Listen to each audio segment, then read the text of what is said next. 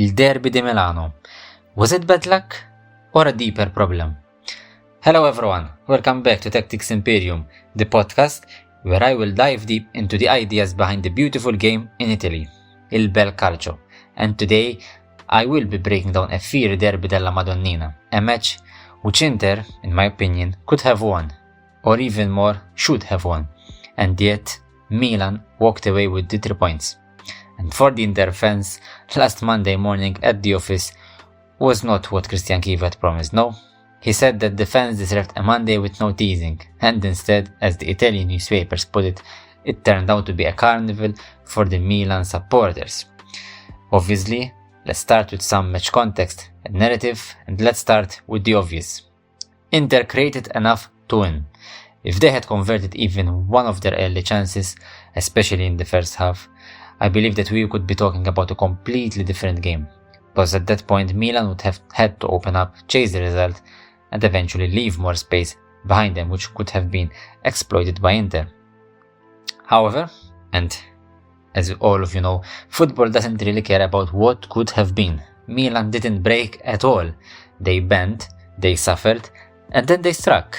Christian Pulisic scored a match-winning goal, just like he did a couple of times last season, but the real hero for Milan was Magic Mike Maignan. Absolutely. In Italy, headlines were saying Milan didn't take a single shot in the entire first half, and yet they went to the break alive thanks to Magic Mike. The save he made on Lautaro Martinez, that was unbelievable.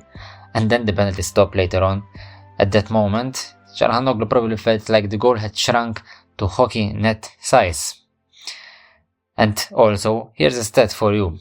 For the first time in 14 Serie A derbies, Milan kept a clean sheet. And that says a lot about the defensive organization combined with Magnan's brilliance between the sticks. Obviously, a Derby della Madonnina always produces some controversy. And obviously we had Inter's penalty in this match. And speaking about that penalty, the match official, Sozza, initially missed a clear stamp by Pavlovic on Thuram. The VAR intervened and the penalty was awarded. But here's the big question, and I want your thoughts about this as well, because I am honestly not convinced. The ball had already been played, the trajectory was gone. And I put this question on, is that still interfering with the attacker's ability to continue the play? And what makes it even more interesting is that this came just one day after Manchester City didn't get a similar penalty against Newcastle in the Premier League. So then obviously you would start to wonder, are referees across Europe aligned? Is the IFAB consistent? IFAB is the body of former referees, body of people, body of committee that put on the rules, the laws of the game basically, for all football competitions across the world. Or are these subjective interpretations drifting apart between leagues? And when these high-intensity games hinge on moments like these, consistency becomes crucial. However, obviously I want to speak about Milan and I want to speak about Allegri's revival and his game plan. So let's flip to Milan's side for a moment. Max Allegri, the real Allegri, not Ivo, was the most animated man on the pitch, although this wasn't his first Milan derby. Constantly pacing, gesturing, shouting instructions, stepping out of the technical area like it didn't exist at all. He came back to the Milan derby after more than a decade. His last was in December 2013.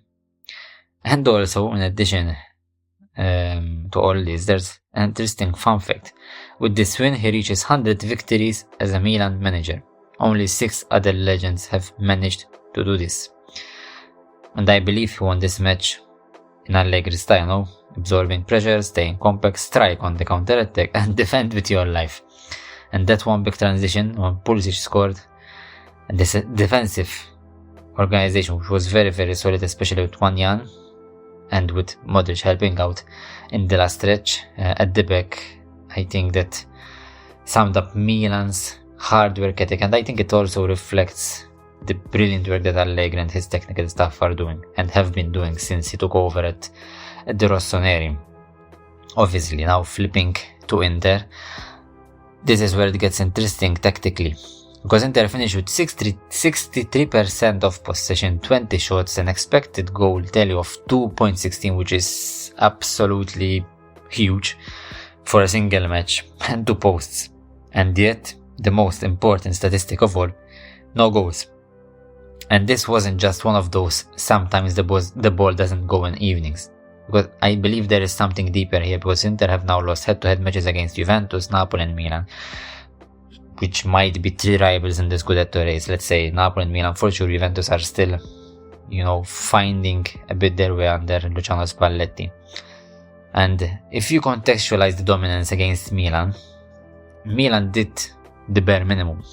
But what did Inter do to force them into a different game? Because both teams were using a 3-5-2 formation, and the big thing is neither team really pressed the opponent's first phase aggressively. And by first phase, I mean the build-up from the back. And so what happened? Inter circulated the ball with the 3 at the back against the 2 Milan forwards. But they never created central superiority, despite this advantage. Calhanoglu dropped between the centre backs, Barella drifted wide as usual, Sucic dropped next to Hakan Calhanoglu, and they became predictable. And I believe the result is a little bit this funnel, Inter building wide, eventually forcing it to the strikers. I believe Lautaro had an off night. Thuram couldn't link play consistently. I don't believe he's 100% fit as well. Lautaro's substitution maybe has come early, although Boni has been a great asset for Inter lately. But obviously in hindsight, one would always find a way how to criticize the coach, to criticize decisions. And sticking to this fact, I think whenever Inter did progress, Milan's block of 8 defenders stayed intact, compact and disciplined. By 8 defenders, I mean the players that were participating in the defensive phase, of course. There's also a problem of chance creation, which I want to classify as open play against set pieces. And here's another interesting statistic, because Inter didn't create a single clear chance from open play. Everything came from set pieces. The header from Thuram after 3 minutes, from a corner, Acerbi's post from a corner, Lautaro's post from a throw-in, and Akanji's late chance from another corner. And relying on set pieces, only on set pieces, is dangerous. Because although they are vital in modern football, if they are your only weapon, especially in big matches, it's a huge red flag. As well, we need to talk about Milan goal. If Milan's whole plan was to counter quickly in transition, which Kivu himself said after the match, why does Sommer take that free kick long instead of playing short? I believe this is one of the decisions that might have influenced the match. A long ball, easily recovered, and Milan have exactly what they wanted, space and a broken structure to attack, so they literally played into Milan's hands. So at the end of the day, was it bad luck? Maybe. Football always has its randomness as well, but maybe this was a little bit above the norm. And at the same time, this is a meaningful defeat for Inter, because Inter keep losing precisely the games where they need to prove something. And Kivu's comment, and I quote here, "We followed our game plan," almost proves the point. Inter played the game Milan wanted them to play. And if both teams share the same plan, the one who executes it with the fewer mistakes wins. I believe that Inter didn't really force Milan into anything uncomfortable. Milan forced Inter into everything predictable, and it played into their own hands, obviously. So, to wrap up this episode, for Inter, the message is this: you can dominate, you can shoot, you can hit the post, but if your structure doesn't create really danger from open play, you are relying on chaos rather than control. And as they say, you either win or you learn. But the learning only happens if you are willing to acknowledge the problems and not hide behind the bad luck narrative. So, that wraps up my Derby deep dive. I hope you enjoyed it. Obviously make sure to follow our podcast, my podcast, Serie A Spotlight podcast. Obviously make sure to follow Serie A Spotlight across all social media platforms.